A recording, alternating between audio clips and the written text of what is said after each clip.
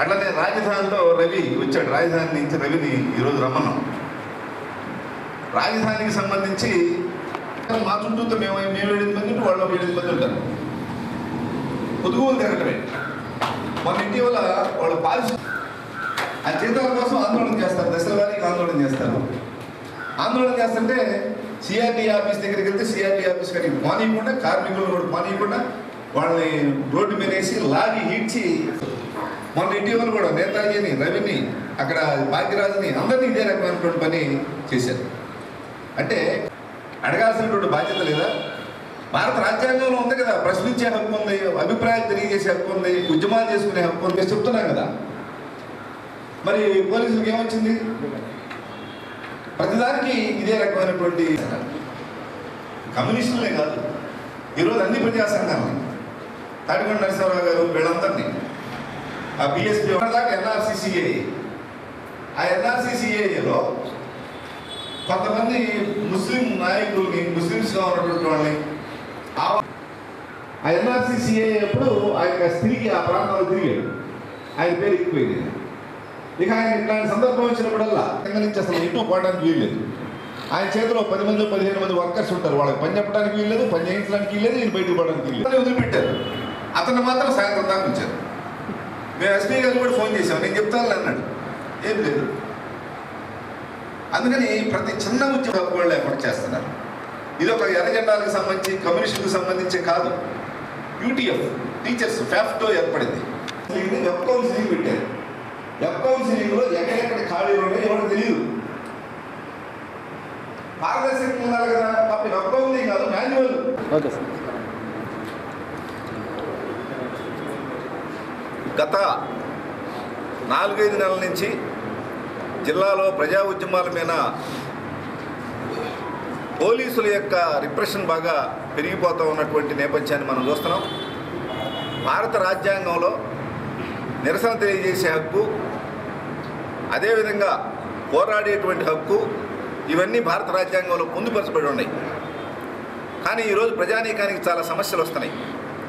ఎన్నికలకు ముందు అన్ని వర్గాల సమస్యల్ని పరిష్కారం చేస్తామని జగన్మోహన్ రెడ్డి గారు చెప్పారు, హామీ ఇచ్చారు. సంవత్సరంన్నర దాటిన తర్వాత వాళ్ళ సమస్యలను పరిష్కరించమని చెప్పేసి కార్మిక వర్గం, అసంఘటిత రంగ కార్మికులు, వివిధ వర్గాల ప్రజలు, రాజకీయ పార్టీలు ఆ సమస్యల పరిష్కారం కోసం పోరాడుతుంటే, లేకపోతే అసెంబ్లీకో ఇంకో చోటకో చలో కార్యక్రమానికి పిలిపించినా కూడా వాళ్ళని వెళ్ళనీయకుండా అన్ని పార్టీలకు సంబంధించినటువంటి నాయకుల్ని, ఉద్యమకారుల్ని ఇళ్లలో నుంచి బయటికి రానియకుండా, ఉద్యమాలు చేయకుండా ప్రభుత్వం రిప్రెషన్ అనేటువంటిది, నిర్బంధం అనేటువంటిది పెంచుతూ ఉంది. దీన్ని మేము వ్యతిరేకిస్తూ ఉన్నాం. గత ప్రభుత్వం ఏదైతే పద్ధతులను అనుసరించిందో ఇప్పుడున్నటువంటి ప్రభుత్వం కూడా అదే పద్ధతులను అనుసరిస్తూ ఉంది. కాబట్టి ఈ నిర్బంధాన్ని మీరు కనుక ఆపకపోతే మేము పెద్ద ఎత్తున ఉద్యమాలు అన్ని పార్టీల తరఫున, వామపక్షాలు ప్రధానంగా అన్ని పార్టీల తరఫున ఈ ఉద్యమాన్ని ముందుకు తీసుకెళ్తామని చెప్పేసి మేము తెలియజేస్తున్నాం. కాబట్టి పోరాడేటువంటి హక్కు మాది. ఆ పోరాడేటువంటి హక్కుని కాలు రాస్తే మేము అంగీకరించాం. అందుకని రేపు ఎస్పీ గారితో మాట్లాడి ఎస్పీ గారికి ముందు మెమోరాండం ఇస్తాం, తర్వాత ఉన్నతాధికారులకి మెమోరాండం ఇస్తాం. ప్రజల హక్కుల్ని కారు రాస్తే ఊరుకోమని చెప్పేసి తెలియజేస్తూ ఈరోజు ఈ రౌండ్ టేబుల్ సమావేశం జరుగుతూ ఉంది. ఈ రౌండ్ టేబుల్ అయిపోయిన తర్వాత అవసరమైతే హైకోర్టుకి వెళ్ళి హైకోర్టులో బిల్లేస్తాం. మా హక్కుల్ని మేము కాపాడుకుంటామని చెప్పేసి తెలియజేస్తా ఉన్నాం. ప్రధానమంత్రి ఒక పేద కుటుంబంలో పుట్టి ప్రధానమంత్రి అయ్యారు. అయిన తర్వాత పేదలను విస్మరించి కార్పొరేట్ సంస్థలకి ఒత్తాసు పలుకుతున్న దారును, భారత రాజ్యాంగాన్ని అవమానపరుస్తూ మొన్న పార్లమెంట్ ఉపసభలో కూడా మెజార్టీ లేకపోయినా కూడా ప్రతిపక్ష పార్టీలు వాళ్ళు చేస్తున్న విపక్షాలు ఆ బిల్లును పాస్ చేసే పద్ధతిగా చూసినట్లయితే రాజ్యాంగ విరుద్ధంగా ప్రవర్తించాడు ప్రధానమంత్రి, ఒక నేరస్తుడు. అలాంటి నియంత్రణ పరిపాలన మనం ఉన్నాం. అదేవిధంగా రాష్ట్రంలో కూడా ప్రజా సమస్యలు పరిష్కారం చేస్తామని చెప్పని పాదయాత్ర జరిపి అందరి యొక్క ధర్నాలు వ్యవస్థలు పెట్టి కాళ్ళు పట్టుకొని అందరిళ్ళకి ఓదార్పు యాత్ర పెట్టి అనేక రకాల ప్రజలను మభ్యపెట్టి రాష్ట్ర ముఖ్యమంత్రి ఒక నియంతగా, ఒక సామాజిక వర్గానికి ప్రాతినిధ్యం వహించే వ్యక్తిగా తయారయ్యాడు. కానీ ప్రజా సమస్యలను పరిష్కారం చేయడానికి పూనుకోట్ల ఈ 2 ప్రభుత్వాలు కూడా క్యాపిటలిస్ట్ ప్రభుత్వాలుగా భూస్వామ్య వర్గాలకి మరి కొమ్ము కాస్తూ డబ్బుతో అధికారం రావాలని చెప్పని ప్రయత్నం చేస్తున్నాయి. ఓటు ఎలక్షన్ అప్పుడు డబ్బు ఖర్చు పెడతాం, అధికారం వచ్చిన తర్వాత ఆయా సామాజిక వర్గాలు ఆ వ్యక్తులు పంచుకుంటున్న ఆ విధంగా వ్యాపారాలు కానీ అన్ని రకాల సౌకర్యాలు వాళ్ళు అనుభవిస్తున్నారు. ఇది ప్రజాస్వామ్యంలో చాలా చెడ్డ రోజులు. అటు మోడీ ప్రభుత్వం కానీ ఇటు పక్క జగన్మోహన్ రెడ్డి ప్రభుత్వం కానీ ఈ ప్రభుత్వానికి వ్యతిరేకంగా పోరాడుతున్న దేశం మొత్తంగా అన్ని విపక్షాలు కలిసి సోనియా గాంధీ నేతృత్వంలో అందరూ కలిసికట్టుగా మరి రావడం జరిగింది. అక్కడ సిపిఐ వామపక్షాలు కానీ అన్ని ప్రజాతంత్ర సంఘాలు కానీ వాళ్ళ భారతదేశం మొత్తం ఏకమైన విషయం మనందరికీ ఒక సుపరిణామం. ఆ విధంగా భారతదేశంలో సుపరిపాలన రావాలంటే ఆ విధంగా అందరం కలిసికట్టుగా పోరాడి ఈ రెండు ప్రభుత్వాలకి వ్యతిరేకంగా ఉద్యమాలు నడపాల్సిన అవసరం ఉంది. లాక్డౌన్ విధిస్తున్నది ఒక పొరపాటు క్షమించమని ఎట్లా క్షమించమనకూడదు. అనేక మంది కార్మికులు ఉన్నారు. ఆ కార్మికుల పరిస్థితి ఏంది? మరి భారతదేశంలో కానీ ప్రపంచ చరిత్రలో కానీ కార్మికులకి కావాల్సిన సౌకర్యం కల్పించడం వల్ల ఆయా గ్రామాలకి లాక్డౌన్ మరి సమయంలో కానీ తర్వాత కానీ వారు ఏ విధంగా ప్రయాణం చేసింది, ఒక్క మాలి కాలినడకగా ప్రయాణం చేసి భారతదేశం మొత్తంగా కార్మికులు ఆయా ప్రాంతాలు చేరుకున్న విషయం చాలా దుర్భరమైన స్థితి. భారతదేశానికి అగౌరవపరిచాడు మోడీ. మానవత్వం లేదు. ఆ విధంగా లాక్డౌన్ విధించే ముందే అన్ని రకాల మరి ప్రజల యొక్క అభిప్రాయం సేకరించి ఆయా వర్గాలకు కావాల్సిన సహాయ అందిస్తూ ఎవరికి ఎలాంటి ఇబ్బంది సమస్య రాకుండా మరి ఆ విధంగా చేయాల్సిన మరి ప్రభుత్వాలు ఇవాళ ఏకపక్షంగా నియంత్రితంగా అనాలోచితంగా మరి తెలివితక్కువగా ప్రవర్తిస్తున్నాయి. ఆ విధంగా ప్రజలకి చాలా నష్టం జరుగుతుంది. దానిలో భాగంగా మరి కార్మికులు ఇవాళ భవన నిర్మాణ కార్యక్రమం లేకపోతే ఇండస్ట్రీ లేదు, కొత్త పరిశ్రమలు విదేశానికి పెట్టుబడి రావు, ఇక్కడ పరిశ్రమలు స్థాపించలేవు, ఉపాధి విద్యా అవకాశాలు లేవు. ఉన్నదే మరి భవన నిర్మాణ కార్యక్రమాలు. ఆ కార్యక్రమాలు మరి సక్రమంగా జరగాల్సి అవుతుంది. భవన నిర్మాణ కార్యక్రమం ఉంటేనే ఇవాళ ఆర్థికంగా ప్రతి వారికి ఇల్లు కానీ వ్యాపార వాణిజ్య సంస్థలు కానీ అన్ని వాటి నిర్మాణం చేయడం వల్ల రావడం జరుగుతుంది. వారికి కావాల్సిన సౌకర్యాలు కల్పించిన ప్రభుత్వాలు వారి నష్టం కలిగించే విధంగా ప్రయత్నం చేస్తే చాలా శోచనీయం. దీన్ని మారుతున్నారు తప్ప పాలన మారటం లేదు. పాలకుడు ఎవరైనా నిరసన తెలియజేసేటువంటి కాలాన్ని నొక్కటం మీదనే ఆధారపడి పరిపాలన కొనసాగిస్తూ ఉన్నారు. దళితుల మీద దాడులు, మహిళల మీద దాడులు, నిరసన వ్యక్తం చేసేటువంటి కార్మికుల మీద దాడులు, ఇటీవల కాలంలో మనం చూసినటువంటి నంద్యాలలో పోలీసులు చర్య, ఇవన్నీ కూడా మనకేం తెలియజేస్తున్నాయంటే పోలీసుల యొక్క యాక్టివిటీ ఈ నిరసనలకు వ్యతిరేకంగా ఏ విధంగా ఉందో మనకు అర్థమవుతుంది. అందువల్ల దీనికి వ్యతిరేకంగా పోరాడాల్సినటువంటి అవసరం ఉంది. ఇప్పుడు కొత్తగా హౌస్ అరెస్టులు అనేటువంటిది ఒకటి తీసుకొచ్చి పెట్టారు. హౌస్ అరెస్ట్ అనేటువంటిది క్రిమినల్ లాలో ఎక్కడ కూడా హౌస్ అరెస్ట్ అనేటువంటిది లేదు. ఉంటే నేరం చేస్తే పోలీస్ కస్టడీలో ఉంటాడు, లేదంటే జ్యుడిషియల్ కస్టడీలో ఉంటాడు. ఈ హౌస్ అరెస్ట్ అనేటువంటిది చాలా దుర్మార్గమైంది. ఎందుకంటే ఇప్పుడు రౌడీ షీటర్ లాగా కొన్ని పేర్లు వాళ్ళ దగ్గర పెట్టుకొని వాళ్ళని ఎక్కడ ఏం జరుగుతున్నా సరే వాళ్ళని తీసుకెళ్ళి పోలీస్ స్టేషన్లో పెట్టడమో లేదా హౌస్ అరెస్ట్ లాంటివి చేయటం అనేటువంటిది ఒక నూతన పద్ధతిని ఈ కార్పొరేట్ పరిపాలన అనేటువంటిది తీసుకొచ్చి పెడతా ఉంది. అంటే పరిపాలనను కూడా కార్పొరేటీకరణ గావించడానికి ఇది వస్తుంది. అందువల్ల ఇటువంటి చర్యల్ని మొత్తం యావత్ రాజకీయ పార్టీలు, అలాగే ప్రజా సంఘాలు, దళిత సంఘాలు మొత్తం కూడా ప్రభుత్వానికి బుద్ధి వచ్చేట్టుగా చెప్పాల్సినటువంటి అవసరం ఉంది. దీనిలో ప్రజలు కూడా దీని మీద భవిష్యత్తులో జరగబోయేటువంటి కార్యక్రమాల మీద ప్రజలు కూడా పెద్ద ఎత్తున ఈ నిరసన హక్కు అనేటువంటి దాన్ని, రాజ్యాంగం కల్పించినటువంటి నిరసన హక్కుని రక్షించుకునేదానికి ప్రజలు కూడా కలిసి రావాలని చెప్పారు. ప్రభుత్వాలు ఇటీవల పార్లమెంట్లో తన మెజార్టీ బలంతో ఒక దుర్మార్గమైనటువంటి నల్ల చట్టాలని ఆమోదింపజేసుకున్నారు. ఈ నల్ల చట్టాల వల్ల వస్తున్నటువంటి ప్రపంచంలో కానీ లేకపోతే భారతదేశంలో పెద్ద ఎత్తున నిరసన ఆజ్ఞలు వస్తూ ఉన్నాయి. అది బ్రేక్ చేయడం కోసమే ఇలా నరేంద్ర మోడీ ప్రభుత్వం దాన్ని అనేక రూపాల్లో, అనేక నిర్బంధాలు, అనేక కేసులు, అనేక రకమైనటువంటి వాళ్ళని రకరకాల హింసిస్తున్న ఇలా పెద్ద ఎత్తున ఉద్యమాలు లేస్తూ ఉన్నాయి. అందుకని ఈ నల్ల చట్టాలు ప్రశ్నించేటువంటి వాళ్ళని ఆ గొంతుని ఇలా నొక్కడం కోసమే రకరకాలైనటువంటి రంగాల్లో పనిచేస్తున్న వాళ్ళందరూ కూడా ఈరోజు అరెస్టులు చేస్తూ ఉన్నారు. ఆ చట్టాన్ని జగన్మోహన్ రెడ్డి ప్రభుత్వం బలపరిచింది. అందుకనే ఇద్దరు కలిసి కూటబలుపుని చేస్తున్నటువంటి వ్యవహారాలు ఇవన్నీ కూడా. అందుకని మీరు ఇలా రాజ్యాంగ ఉద్యమం కావచ్చు, నేను భవన కార్మికులు కావచ్చు, లేదా జనరల్ ప్రజా సంఘాల వాళ్ళు ఇది దుర్మార్గం అని ప్రశ్నిస్తే దాన్ని ప్రశ్నించే గొంతుని నొక్కడానికి దుర్మార్గమైనటువంటి పద్ధతులు అనుసరిస్తూ ఉన్నారు. ఇది మొత్తం కూడా వామపక్ష పార్టీలు కాదు, ప్రజలు, ప్రజాస్వామికవాదులు అందరూ కూడా ముఖ్య కంఠంతో ఖండించాల్సిన అవసరం వచ్చింది. ఖచ్చితంగా దీనికి వ్యతిరేకంగా మేము ఈ ఆందోళనని కొనసాగిస్తామని ఈ సందర్భంగా మేము తెలియజేస్తా ఉన్నాం.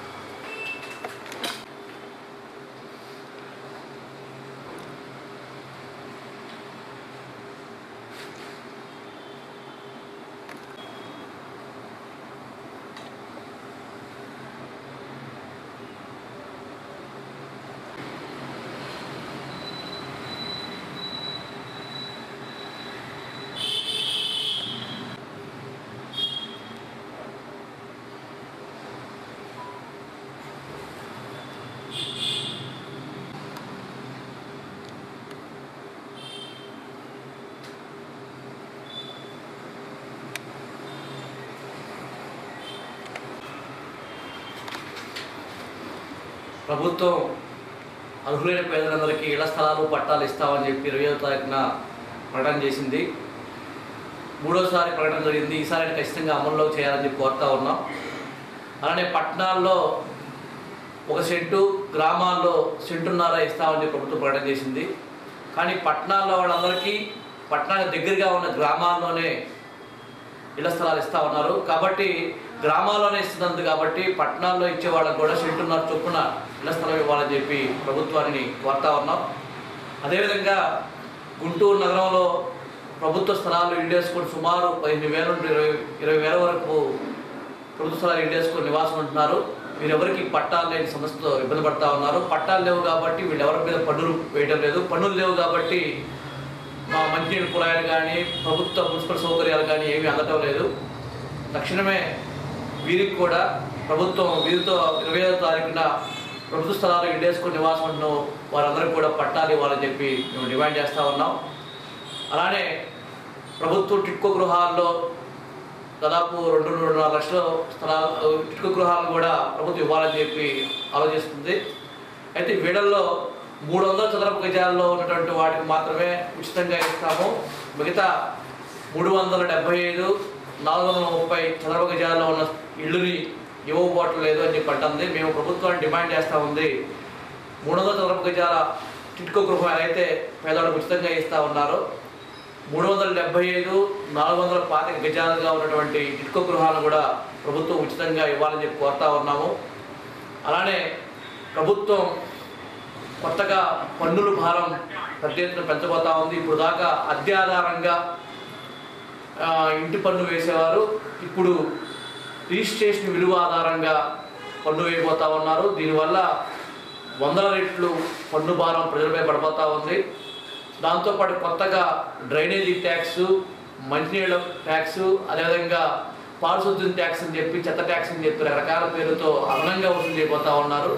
ఇది ఈ కరోనా కాలంలో ప్రజల మీద భారీగా పన్నుల భారం పెంచడం ప్రజలకి తీవ్రమైన ఇబ్బంది కలుగుతూ ఉంది. అందుకు తక్షణమే ఈ పన్నుల భారాన్ని కూడా తక్షణమే ఉపసంహరించుకోవాలని చెప్పి రాష్ట్ర ప్రభుత్వాన్ని డిమాండ్ చేస్తూ ఉన్నాం.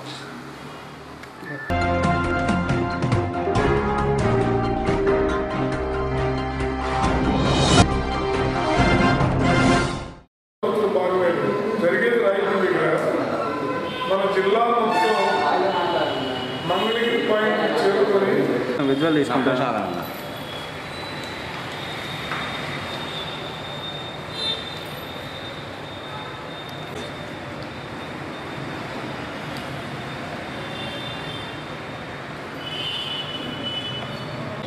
ఏమైందా మొదలుపెట్టినా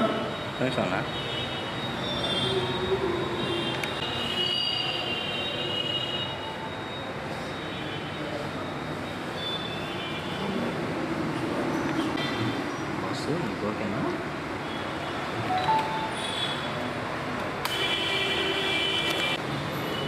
రేపు అనగా డిసెంబర్ 17వ తేదీన రాజధాని ఉద్యమం ప్రారంభించి సంవత్సర కాలం పూర్తవుతున్న సందర్భంగా ఉద్యమాన్ని మరింత పదునెక్కించడం కోసం, ఉద్యమ తీవ్రతను తెలియజేయడం కోసం, అమరావతి రాజధాని కాంక్ష ప్రజల్లో ఏ మేరకు ఉన్నదనేటటువంటి విషయాన్ని ఈ బండబారినటువంటి ప్రభుత్వానికి అర్థం అవడం కోసం కావాల్సిన పద్ధతుల్లో అమరావతి ప్రాంతంలో ఉన్నటువంటి రాయపూడి వద్ద భారీ బహిరంగ సభని నిర్వహించబోతా ఉన్నాం.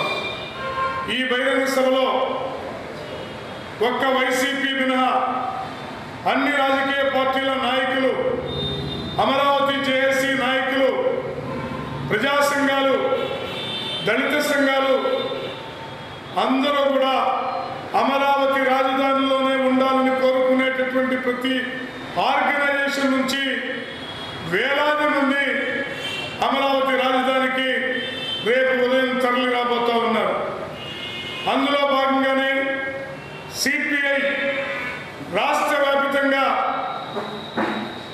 పార్టీ నాయకుల్ని, కార్యకర్తలతో పాటు వేలాది మంది ప్రజల్ని అమరావతి రాజధానికి సమీకరించబోతూ ఉన్నాం. దాంట్లో ఈ జిల్లా నుంచి ప్రారంభం నుండి ఈనాటి వరకు అమరావతి రాజధాని సాధన కోసం ఉద్యమాల్లో కీలక భాగస్వామిగా ఉన్నటువంటి సిపిఐ 17వ తేదీ అంటే రేపు ఉదయానికల్లా అమరావతికి చేరుకోబోతూ ఉన్నారు. ఇవాళ ఒకటే చెప్తా ఉన్నాం, 5 సంవత్సరాల పాటు రాజధానిగా అమరావతి కొనసాగింది. రాజు మారితే రాజ్యం పేరు మార్చినట్లుగా రాజు మారితే రాజధాని మార్చేటటువంటి స్థితి అంతకంటే దౌర్భాగ్యం మరొకటి ఉండదు. ఇవాళ జగన్మోహన్ రెడ్డి గారు ముఖ్యమంత్రి అయ్యాడు కాబట్టి ఈ రాష్ట్రాన్ని 3 రాజధానులు చేస్తే రాబోయే మరో ముఖ్యమంత్రి నాకు 6 రాజధానులు కావాలి అంటే అది ఎంత అపహాస్యం పాలవుతాం అనేటటువంటి విషయాన్ని ఆలోచించాల్సినటువంటి అవసరం ఉన్నది. ఈ రోజున సంతోషం, బీజేపీ కూడా రాజధాని అమరావతిలోనే ఉండాలని సాక్షాత్ బీజేపీ రాష్ట్ర అధ్యక్షులు కూడా ప్రకటించడం హర్షణీయం. అందువల్ల ఈ 3 ముక్కల రాజధాని అనేటటువంటి దానికి తావు లేదు. అమరావతి రాజధాని కొనసాగాల్సిందే అనేటటువంటి దాంతో చేస్తూ ఉన్నాం. కానీ సంవత్సర కాలంగా అనేక రూపాల్లో ఆందోళన కార్యక్రమాలు జరిగితే ఆ ఆందోళనని అణచివేసే ప్రయత్నం చేసింది. కానీ జగన్మోహన్ రెడ్డి సర్కారు పోలీసుల్ని ప్రయోగించి అరెస్టులు చేశారు తప్ప, కేసులు పెట్టారు తప్ప, ప్రజల వాంఛని గౌరవించి, ప్రజల కోరికని గౌరవించి అమరావతిలోనే రాజధాని ఉంచుతామనే మాట జగన్మోహన్ రెడ్డి నోటి వెంట కానీ, ఆ పార్టీ నేతల నోటి వెంట కానీ ఎన్నికల తర్వాత రాలేదు. ఎన్నికల ముందు అమరావతి రాజధాని అన్నారు, ఎన్నికల తర్వాత 3 రాజధానులు అంటూ ఉన్నారు. ఇది ఏమాత్రం కూడా క్షమితమేం కాదని మరొకసారి తెలియజేస్తూ, రేపు జరిగేటటువంటి అమరావతి రాజధాని బహిరంగ సభకి గుంటూరు జిల్లా నుంచి వేలాది మంది ప్రజలు తరలి రావాల్సిందిగా విజ్ఞప్తి చేస్తా ఉన్నాం.